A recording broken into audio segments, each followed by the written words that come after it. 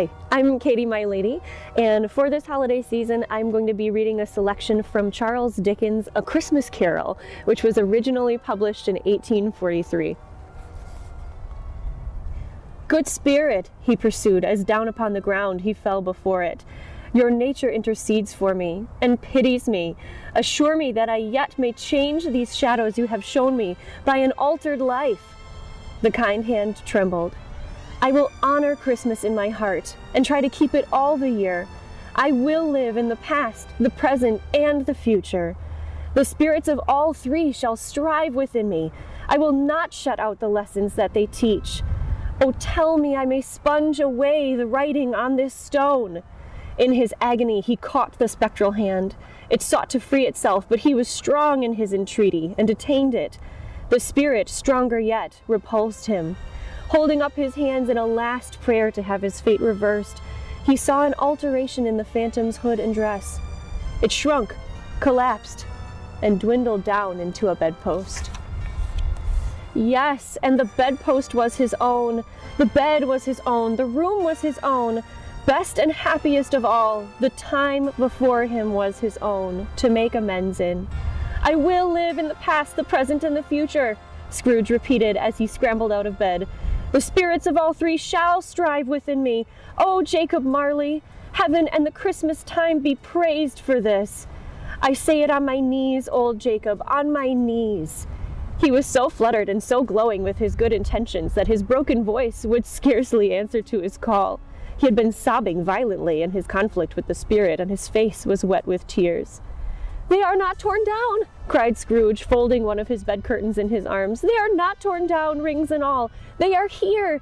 I am here. The shadows of the things that would have been may be dispelled. They will be. I know they will. His hands were busy with his garments all this time, turning them inside and out, putting them on upside down, tearing them, mislaying them, making them parties of every kind of extravagance. I don't know what to do, cried Scrooge, laughing and crying in the same breath, and making a perfect loukoon of himself with his stockings. I am light as a feather, I am happy as an angel, I am merry as a schoolboy, I am as giddy as a drunken man. A Merry Christmas to everybody, a Happy New Year to all the world. Hello there, woo, hello! He had frisked into the sitting room and was now standing there, perfectly winded.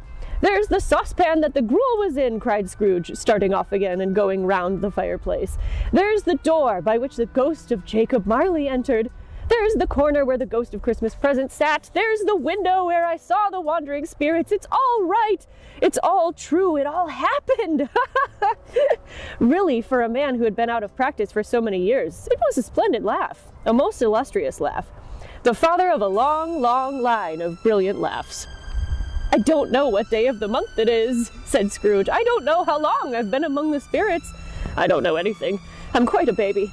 Oh, never mind, I don't care. I'd rather be a baby. Hello! Woo! Hello there!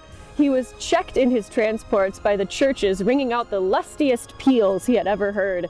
Clash, clang, hammer, ding, dong, bell! Bell, dong, ding, hammer, clang, clash! Oh, glorious, glorious! Running to the window, he opened it and put out his head. No fog, no mist, clear, bright, jovial, stirring cold, cold piping for the blood to dance to, golden sunlight, heavenly sky, sweet fresh air, merry bells, oh glorious, glorious. What's today? Cried Scrooge, calling downward to a boy in his Sunday clothes, who perhaps had loitered in to look about him. Eh? Returned the boy, with all his might of wonder. What's today, my fine fellow? Said Scrooge. Today? Replied the boy. Why, Christmas Day! It's Christmas Day, said Scrooge to himself. I haven't missed it. The spirits have done it all in one night. They can do anything they like. Of course they can. Of course they can. Hello, my fine fellow. Hello, returned the boy.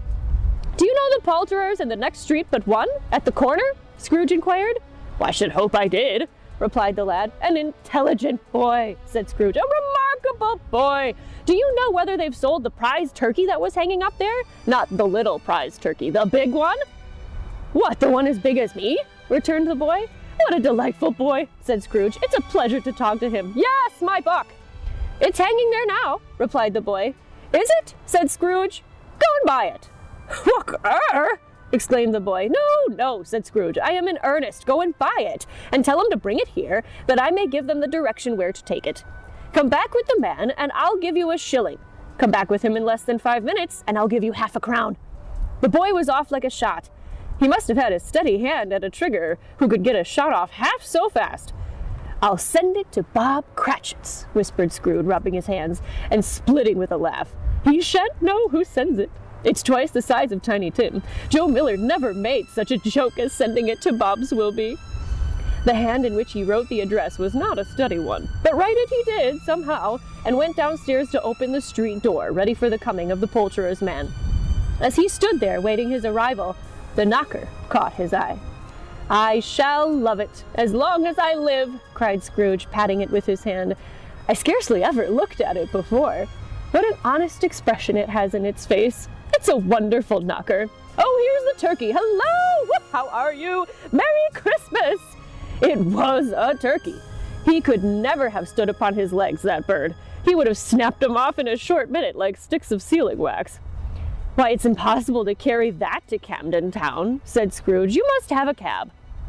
The chuckle with which he said this, and the chuckle with which he paid for the turkey, and the chuckle for which he paid for the cab, and the chuckle with which he recompensed the boy, were only to be exceeded by the chuckle with which he sat down breathless in his chair again, and chuckled until he cried. Shaving was not an easy task, for his hand continued to shake very much, and shaving requires attention even when you don't dance while you are at it. But if he had cut the end of his nose off, he would have put a piece of sticking plaster over it and been quite satisfied. He dressed himself in all his best, and at last got out into the streets. The people were by this time pouring forth, as he had seen them with the ghost of Christmas present, and, walking with his hands behind him, Scrooge regarded every one with a delighted smile. He looked so irresistibly pleasant, in a word, that 3 or 4 good-humored fellows said, "Good morning, sir. A Merry Christmas to you." And Scrooge said often afterwards that of all the blithe sounds he had ever heard, those were the blithest in his ears. He had not gone far when, coming on towards him, he beheld the portly gentleman who had walked into his counting-house the day before and said, "Scrooge and Marley's, I believe." It sent a pang across his heart to think how this old gentleman would look upon him when they met. But he knew what path lay straight before him, and he took it. "My dear sir," said Scrooge, quickening his pace and taking the old gentleman by both hands, "how do you do? I hope you succeeded yesterday. It was very kind of you. A Merry Christmas to you, sir." "Mr. Scrooge?" "Yes," said Scrooge, "that is my name, and I fear it may not be pleasant to you. Allow me to ask your pardon.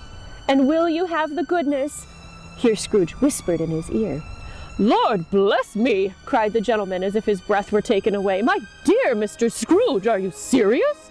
"If you please," said Scrooge, "not a farthing less. A great many back payments are included in it, I assure you. Will you do me that favor?" "My dear sir," said the other, shaking hands with him, "I don't know what to say to such munificent—" "Don't say anything, please," retorted Scrooge. "Come and see me. Will you come and see me?" "I will," cried the old gentleman, and it was clear that he meant to do it. "Well, thank you," said Scrooge. "I am much obliged to you. I thank you 50 times. Bless you!" And he went to church, and walked about the streets, and watched people hurrying to and fro, and patted children on the head, and questioned beggars, and looked down into the kitchens of houses, and up into the windows, and found that everything could yield him pleasure. He had never dreamed that any walk, that anything, could give him so much happiness.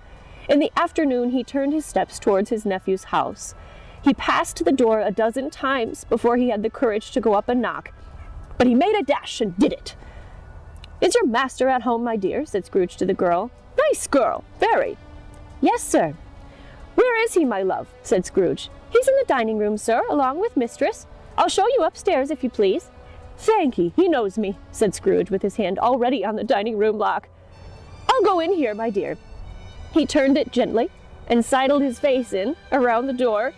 They were looking at the table, which was spread out in great array, for these young housekeepers are always nervous on such points, and like to see that everything is right. "Fred," said Scrooge. Dear heart alive, how his niece by marriage started. Scrooge had forgotten for the moment about her sitting in the corner with the footstool, or he wouldn't have done it on any count. "Why, bless my soul!" cried Fred. "Who's that?"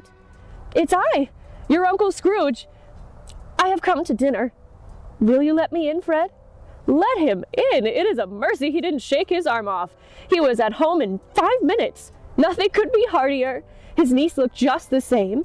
So did Topper when he came. So did the plump sister when she came. So did everyone when they came.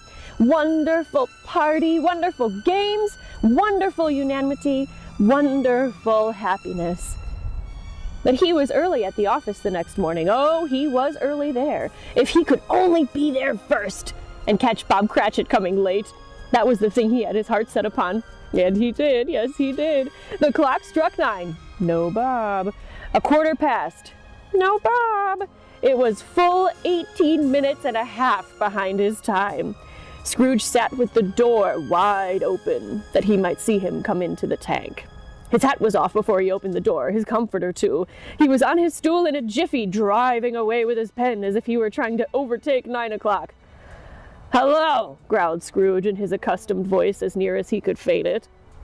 "What do you mean by coming here at this time of day?" "I am very sorry, sir," said Bob. "I am behind my time." "You are?" repeated Scrooge. "Yes, I think you are. Step this way, sir, if you please." "It's only once a year, sir," pleaded Bob, appearing from behind the tank. "It shall not be repeated. I was making rather merry yesterday, sir." "Now I'll tell you what, my friend," said Scrooge. "I am not going to stand for this sort of thing any longer, and therefore," he continued, leaping from his stool and giving Bob such a dig in the waistcoat that he staggered back into the tank again, "and therefore, I am about to raise your salary." Bob trembled and got a little nearer to the ruler. He had a momentary idea with knocking Scrooge down with it, holding him, and calling to the people in the court for help in a strait waistcoat. "A Merry Christmas, Bob," said Scrooge, with an earnestness that could not be mistaken, as he clapped him on the back. "A merrier Christmas, Bob, my good fellow, than I have given you for many a year. I'll raise your salary and endeavor to assist your struggling family, and we will discuss your affairs this very afternoon over a Christmas bowl of smoking bishop, Bob. Make up the fires and buy another coal scuttle before you dot another I, Bob Cratchit." Scrooge was better than his word. He did it all, and infinitely more. And to Tiny Tim, who did not die, he was a second father. He became as good a friend, as good a master, and as good a man as the good old city ever knew, or any other good old city, town, or borough in the good old world. Some people laughed to see the alteration in him, but he let them laugh, and little heeded them. For he was wise enough to know that nothing ever happened on this globe for good, at which some people did not have their fill of laughter in the outset. And knowing that such as these would be blind anyway, he thought it was quite as well that they should wrinkle up their eyes in grins, as have the malady in less attractive forms. His own heart laughed, and that was quite enough for him. He had no further intercourse with spirits, but lived upon the total abstinence principle ever afterwards, and it was always said of him that he knew how to keep Christmas well, if any man alive possessed the knowledge. May that be truly said of us, and all of us. And so, as Tiny Tim observed, God bless us, everyone. If you enjoyed this video, be sure to subscribe to our channel. Check out workingclasspublishing.com for amazing photography, art, and vintage lifestyle books.